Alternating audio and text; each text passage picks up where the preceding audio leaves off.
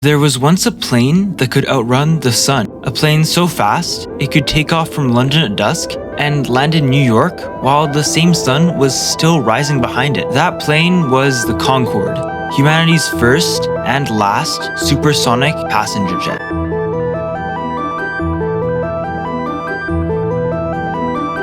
It all began in the 1950s, not as a dream of luxury, but as a dream of progress. This time was arguably the golden age of jets, a decade where humanity truly learned to master the sky. Jet engines moved from wartime experiments to an everyday reality, transforming both military aviation and commercial travel. Fighters like the F-86 Sabre and the MiG-15 shattered speed records, while the first jetliners, such as the Havyard Comet and Boeing 707, modernized global travel. It was a time of daring innovation, cultural fascination with speed, and overall boundless optimism. Knowing this, in 1962, Britain and France decided to join forces to build something that no one had ever done before, a passenger aircraft that could fly faster than sound. The project would be called Concorde, from the French word Concorde, meaning harmony.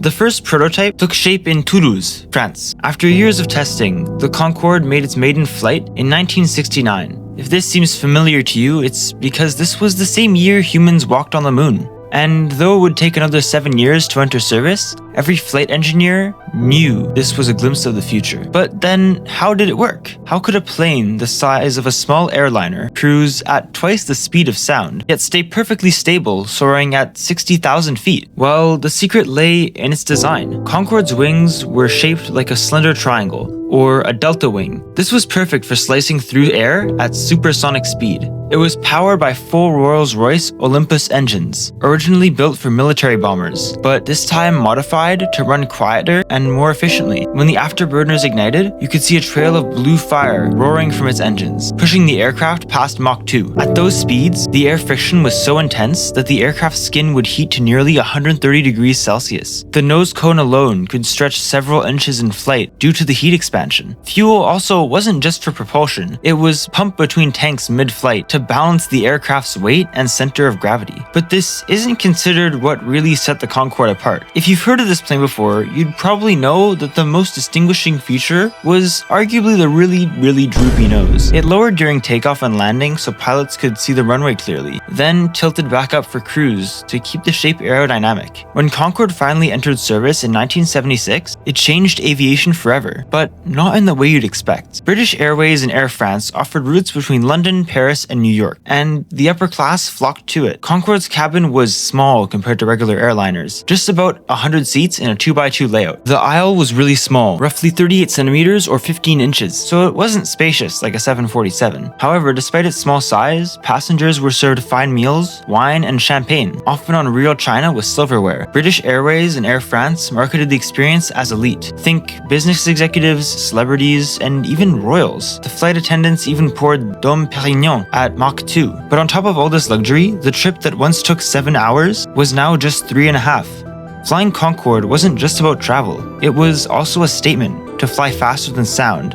sipping champagne high above the clouds. But while Concorde soared, its economics never did. Concorde was great, but it was expensive to build, expensive to fuel, and loud, creating a sonic boom every time it broke the sound barrier. This was too loud for most cities to allow, and so it couldn't really break the sound barrier above anything but the ocean. This limited its routes almost entirely to transatlantic flights. This, of course, was still useful though. Although the economics were bad, that can't be the only reason why we don't really see it at all today. So, what went wrong? Well, on the 25th of July 2000, tragedy struck. An Air France Concorde crashed outside Paris after a piece of debris punctured its fuel tank, killing everyone on board.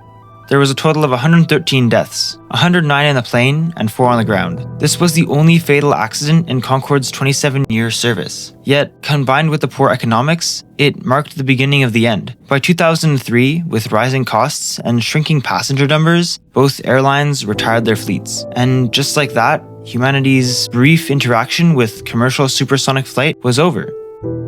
But Concorde never truly disappeared. Even today, it remains an icon, a symbol of engineering and elegance that hasn't been matched since. It proved that with enough ambition, we could bend physics to our will, even if it was just for a few fleeting decades. And though the skies today are quieter, many still look up and remember that once, you could commercially fly at Mach 2. And I think that's pretty neat. What do you guys think about the Concorde? Anything you guys want me to cover next? Let me know in the comments.